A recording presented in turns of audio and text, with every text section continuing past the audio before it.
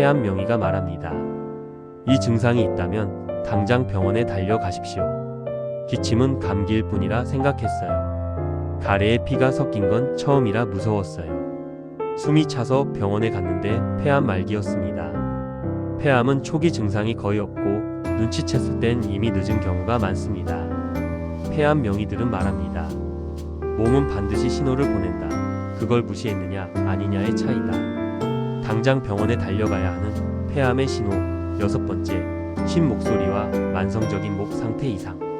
목소리가 갑자기 걸걸해지거나 쉰 소리가 나고 쉽게 회복되지 않으며 목에 뭔가 걸린 듯한 이물감이 계속된다면 폐 주변 신경 중 후두신경이 종양에 눌리면서 이런 증상이 나타날 수 있습니다.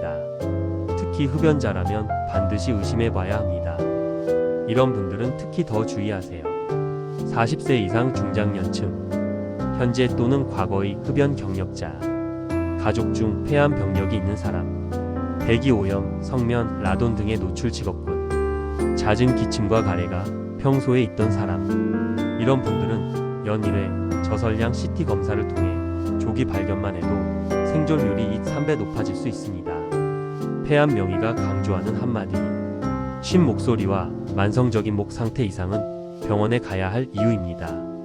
폐암은 조용히 시작되고 천천히 파고들며 알아차리기는 어렵지만 알아차리면 살릴 수 있는 병입니다. 몸은 늘 작은 힌트를 줍니다. 문제는 우리가 그 신호를 무시하고 넘긴다는 것입니다.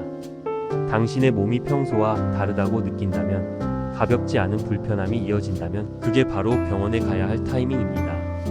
몸이 보내는 폐암의 이상 신호를 지인이나 주위에 적극 공유하시면 가족과 지인들의 폐암을 예방할 수 있습니다.